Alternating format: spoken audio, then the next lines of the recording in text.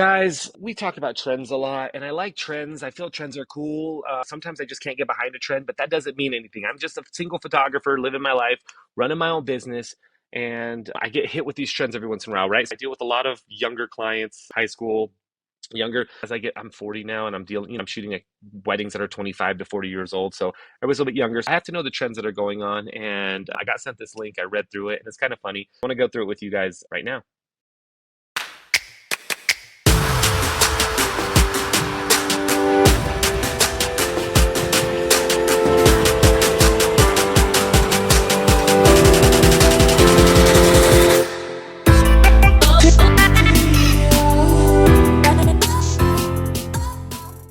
What's going on, guys? Welcome back to the channel. It's Jeramie with Jeramie Lou Photography. Thank you so much for tuning in. Guys, if you're new to the channel, subscribe. Video helps you know, give a thumbs up, and then click that bell for notifications. It'll tell you every time I come on. And guys, here is the day. The blur trend, right? Pixel wrote an article that says a blur trend in wedding photos isn't going anywhere. Here's how to nail it. And I was like, oh, cool. We're embracing it now, which is fine. We're embracing everything. Remember decolorization in the back, where like most of the picture was like black and white, but a little bit of color somewhere. This is one of those trends.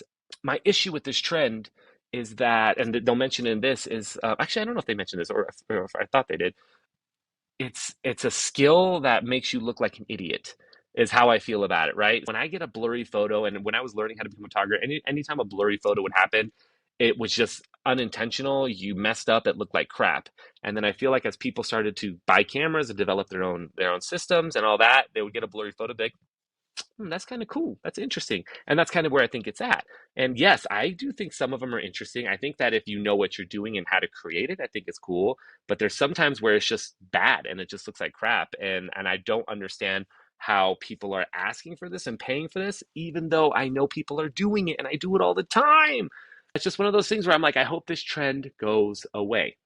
Now, for you guys don't know, blurry photo you typically is a long exposure shot.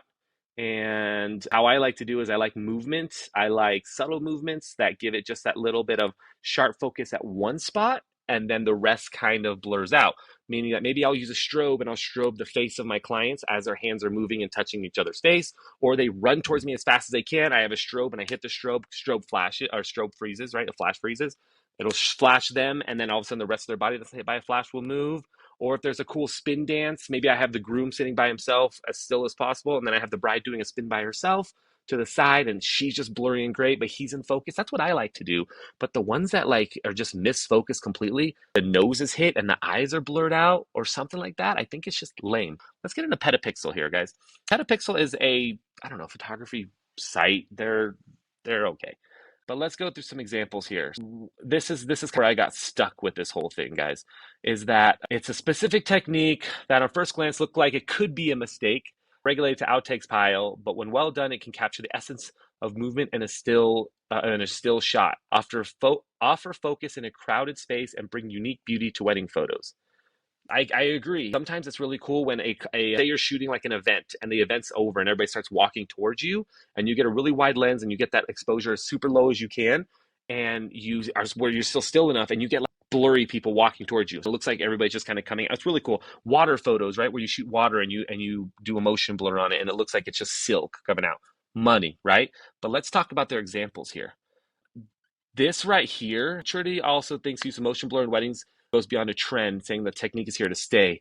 This right here is not, it's not enough. It's not enough motion blur. She's in focus, he's kind of out of focus, and that's what it looks like. I get that they're moving in the photo, but in order to make this work and what they're saying, they either have to go way faster or the shutter has to go even lower to get that blur itself. Right now, it just looks like it just looks like a f1.2 shot, and they're focused on the girl right now, right?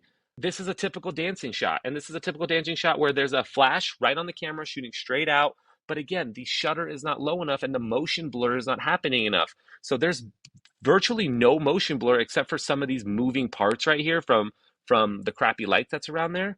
It's just not great examples, and that's what I'm talking about. These do not look like images that understand the motion blur aspect, and they're trying to play that they are, and I don't like that. Same right here, right? Chodries tells Petapixel that she seen a 20% increase in clients expecting interest in style over the last year. Right now, about 1 to 2 out of every 10 clients asks about it. They ask about it. We can do a few. But like this is a camera, a flash right on camera. This photographer, I'm sure, is great. It's just not motion blurry enough. Look at this gentleman right here. He's just right here. He's double chinning it. He's right there, and the focus isn't them anymore. If they would have done a better blur or a movement of it, it would have been worked out, right? And we're talking about motion blur here. This is also same wedding stuff, but again, where is the blur we're talking about? Where is the motion blur that's happening? It's the same thing, guys. It's the same thing. Here's the thing. Petapixel put out this article. They didn't use really good images, really good examples, but the whole blur of photography and the motion blur and all that stuff really has to be regulated and changed, and it has to be techniqued and understood in order for it to work. And I'm just so sick of photographers messing up, newer photographers coming in messing up and saying it's artistic, it's great, guys. I go shopping all the time. I understand art. I understand how it's supposed to be. I'll look at some art and be like, I can do that, but I'm never going to say it at the place, right? But I'll come home and we can do that. But it's never going to be what the artist intended. Anywho, I hope this rant kind of helps you guys out a little bit, and I hope I wasn't sounding like a weirdo going through all this. But thank you so much for watching. I'll talk to you guys next time. Bye.